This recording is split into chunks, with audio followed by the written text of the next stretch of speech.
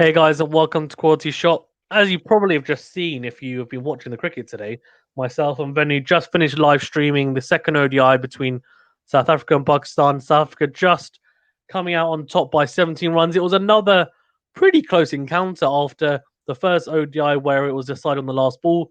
This one was over slightly earlier. It did go down to the last, what I think it was possible in the last over, 31 needed in the last over. And the Fakhar Zaman with a fantastic knock. Before we get into that, Vinny, how you doing? Yeah, I'm good. I just watched a fantastic cricket match. A shame it wasn't closer. Um, but it was a fantastic knock by Fakhar Zaman. One of the best knocks I've seen for a while, to be honest, in ODI cricket, that's for sure. Yeah, 100%. I mean, it looked like Pakistan had no chance, and then he got them within touching distance. I just couldn't quite take them over the line. He ran out of batting partners, I think, as well. South Africa obviously is Pink Day as well, which is really nice to see. I think it's inspired by Glenn McGrath's kind of charity and day that they have in Australia. So they have their own Pink Day at the Wanderers in Johannesburg. Quinton de Kock, Venu back in form. It's good to see him back in a bit of nick. 80 off 86 for him as well. Um, I mean, it's only good, right, for cricket if someone like Quinton de Kock is back in form. Oh, 100%. I think he's been out of form for a while, hasn't he? And I think cricket's a lot better with the cock in the runs, that's for sure. Yeah, 100%. 100%. Aidan Mock will be a bit disappointed. He went after looking pretty good for his 39 from 34, just hit it straight to cover on the up. Bavuma, the captain, came good today as well. He top scored 92 off 102. And at three, obviously, that's really pivotal. So he was an anchor in the innings. But really, the fireworks came towards the end of the innings with Rassie van der Dussen, 60 off 37 for him, and 50 off 27 for David Miller. They went both at 162 and 185 strike rate each. And they propelled South Africa to a 3-4-1 total, which, I mean, Venue, even on a pitch like the Wanderers, which I think the pass score's 303, 3-4-1 is still a big, big total here, right? Yeah, it was a huge total. And yeah, I think South Africa did well to get to that score. Yeah, And agreed. who's got the runs for them? Was it Bavuma got 90 odd? Yeah, so Bavuma got 92 off 102. Quinton de Kock got 80 off 86. Rassie van der Dussen, 60 off 37. And David Miller was not out on 50 off 27. So Van der Dussen and David Miller going almost T20 style with strike rates over 160 towards the end and 50 plus scores. So those two really picked up the pace towards the end. A really, really big partnership from those two. Bowling wise, I mean, everyone was pretty expensive, apart from actually, surprisingly, Horace Rolfe, who I'll put my hands up and say I'm not the biggest fan of him, but he picked up 3 wickets for only an economy of 5.4, which is really impressive. Danish Aziz, who's seen as a part timer, he only went for 5.5 and only bowled 2 overs, whereas Shazad went for 7.11 economy and only bowled 9. He went wicketless, as did Danish Aziz, and the other seamers picking up 1 each. It was a slightly flatter track, so I'm not too surprised. A bit of criticism for Shaheen Afridi for no reason because he didn't bowl too well at the death, but I think on a track like this, which is batsman friendly, and you've got someone like David Miller and Rassie van der Dussen in form and in nick, then it's going to be tough to contain them. Okay, let's go on to the Pakistan innings, Benny, because we watched that in kind of in detail.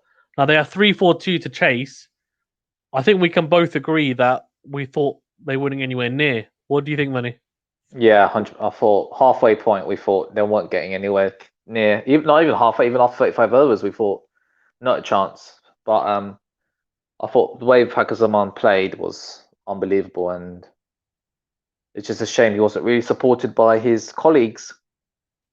Yeah, agreed. And Imam Al Haq went pretty early doors. And Geedy with a really good ball, shaping just away from Imam Al Haq, going kind of, basically bowling across the left hander. And Geedy, really good delivery on the back of a length, and he could only nick it to slip. He'll be a bit disappointed because he's normally very solid That was a bit of a loose shot from him. Barbara Azam and Fakhar Zaman then put on a pretty good partnership of 64, and they steadied the ship from 10 overs. They actually were knocking it about, at a pretty decent run rate as well. Barbara Azam, though, had to go for 31 off 33. Nortje just beating him with extra pace, really. Tried to pull him away and looped it straight to mid-wicket. And Mohammad Rizwan fell shortly after. Only 2 balls faced, and he could only nick Nortje behind to second slip. So again, Nortje having that X factor, and I guess he just has these bursts where he just looks so dangerous. I mean, Venu, how impressive have you been with Nortje in general? Just and his, I guess, him bursting onto the scene, he just looks like an X factor bowler, doesn't he? Yeah, and the fact he can bowl so quickly as well, I think he's definitely the bowler to watch out for over the next year in all formats. Agreed. And he reminds me of almost like, Steve Harmison and Andrew Flintoff, they would bowl into the deck really hard. Yeah, some bowlers that are skiddy, like an Hassan Ali or a Trent Bolt, and he has some that hit the deck really hard and they get extra bounce. He gets that, and he's also quick, and he's pretty tall. So he'll bowl at 94 miles an hour, hitting the deck really hard even, and it hits the splice of the bat. It bounces a lot more in South Africa as well. The pitches are bouncy as it is. So here, I showed a side-to-side comparison, and Gidi bowled a very similar length to Bob Razum, but because he was bowling 135 clicks and obviously doesn't quite hit the deck as hard, it was actually a night. Bob Razum pulled him away for 4. A few overs later, Nortje bowls a similar ball, the same ball really, just quicker, and obviously hitting the deck a lot harder, and it was a lot higher on Bob Razum's bat, and that's why he ended up getting out, because when you bowl that quickly, you play reactively when it's 90 plus miles an hour, and he wasn't able to adjust. And Nortje is very dangerous, I think, on these tracks for sure. And then really, it was a case of a little bit of a collapse because Pakistan lost Danish Aziz for 9. Nortje again getting him in a very similar fashion to how he did in the first ODI, bowling across him, a shorter ball, and he could only fend it behind. Should have really just left it on length, I would say. So we lost 3 wickets for 15 runs, and it was tough. But then Shadab and Fakhar Zaman put on a decent partnership of 35. I mean, the LBW venue, I mean, what do you think? Could Shadab have done anything differently?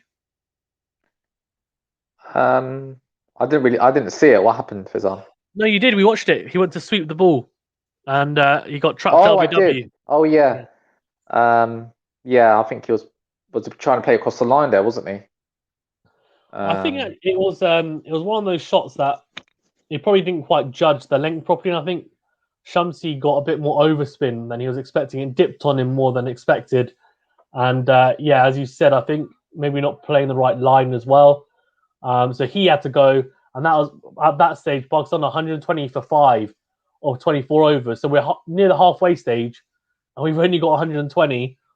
I think it's at that stage value that we said this is pretty much over, really, because 5 wickets in hand, and we need what? We needed 224 runs from 25 overs. It was just going to be super tough. Asif Ali provided a little bit of resistance as well. 19 off 27, but he went at a very slow rate of 70. And Fahim Ashraf again, 11 off 12. He actually got out in a really soft way. Asif Ali got out softly, trying to pull fellow Quayer into the stands and hit it straight to the fielder. Fahim Ashraf tried to, he tried to go after a ball that was going down the leg side. And he just needed to leave it as a wide, but instead he went after it and gloved it behind the keeper, which was frustrating because he looked quite good in the short time he was in, 11 off 12. And obviously Shaheen Afridi, and we'll mention in a second with Fakhar Zaman, because they put on an incredible partnership venue of 68 in the end. 68 off, what was it? Let's have a look. 68 off 7 overs. So a really good partnership. And what did you think? First of all, about that partnership before we go on to Fakhar Zaman. Between Fakhar Zaman and Shaheen Afridi. I thought it was very good. I thought Shaheen Afridi played a good part. I think there was a 60-odd partnership, and Shaheen only hit 6 runs. Yeah. So I think that was the innings that really took Pakistan close, and you thought actually they're in for a shout, especially with 10 overs to go. But yeah, it was a very good innings, very clever innings as well. Yeah, it was a very good partnership that was, I think, and as you said, it was 68 from 7 overs even, so nearly 10 and over, which is what we need to go at that point. And Shaheen Afridi, as you said, played his part. He just really blocked what he needed to, rotated the strike when he needed to. He hit one nice four, flicked off his legs off Nortje, which was a full toss as well. Played his part and just made sure Fakhar Zaman got as much of the strike as possible. Obviously, after that, it was Fakhar Zaman and Haris Rolfe put on another little decent partnership of 39. But unfortunately, when Fakhar Zaman got out, which we'll get onto, they kind of petered out. And what was it? They needed, of the last 10 overs, I think they need to go at, I forgot what they needed. It was something ridiculous, wasn't it? They need to go at 12, something like, 13. I think it was 13 and over, 12 or 13, yeah. I think 12.5 or something. And they looked like they might be able to do it, which is crazy. So I think it was 12.5. Okay, Venu, let's go on to Fakhar Zaman. 193 from 155. Take it away. Fantastic innings. I thought he built the innings initially really well, and then when he needed to, he played all the shots, didn't he? Like he especially the sweep. He played the sweep. He went on one knee and just smashed. Especially took a liking to Shamsi in particular. I think he hit 3 sixes in a row against him in 1 over, and basically bowled him out of the attack. And yeah, it was a fantastic innings. I think he just ran out of batting partners really, and in the end, and it just got a bit too much because needing 13, 18 runs and over of 5 balls, because the 6th ball we were trying to hit a single. But it's one of the best innings I've seen for a while, that's for sure, especially in ODI cricket. So well done to him. Agreed. And it was just, as you said, he batted Shamsi out of the innings with those 3 sixes, but you allude to the fact that it wasn't just brute strength. I mean, it was 10 sixes, 18 fours. It was a little bit of cricket IQ that he adopted as well, like knowing when to rotate the strike, being a bit more clever with the way he's batting. And you said he was seeing the ball like a beach ball, and he was. It's a shame he didn't get to his 200, because I think it would have been very much deserved as well. I mean, the way he got out, though, Venny, a bit of cheekiness from de Kock. I mean, it got to a point where we needed 31 off the last over, and they went to run 2, and I think de Kock he tried to distract him by pointing and saying, "Oh, look over there," almost. And the Fakhar Zaman fell for the bait, and he wasn't sprinting. He started jogging and looked behind him, and I think actually he might have made it if he'd sprinted, which again is pretty disappointing. But again, 29 needed off 5 balls, it would have been really tough still. What do you think? A bit of the dark arts from de Kock? I guess, but that's all within the laws of the game, and I think it's the batsman's duty to know where the ball is, and Agreed.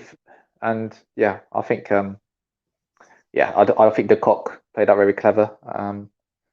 Yeah, I think that was fair play by him. But I think, given the situation, I think he must have been tired. Fakhar Zaman should have done better there, but it was a quality innings. Just a shame how it ended. Yeah, agreed. Quality innings, 193, unbelievable. One of the best knocks, as you said, I've seen in ODI cricket live. I don't For a know, long time. a very long time. I don't want to say ever, because there might be others, but in recent memory anyway. It's the best I've seen in a very, very long time. And the direct hit, I think it was actually from Markram, was an unbelievable direct hit from almost the boundary. So really good fielding from him as well. And yeah, that's it. I mean, Pakistan ran it close. It was a roller coaster, and it wasn't. I mean, we thought at one point they might be able to do it, but it was really a one-man show.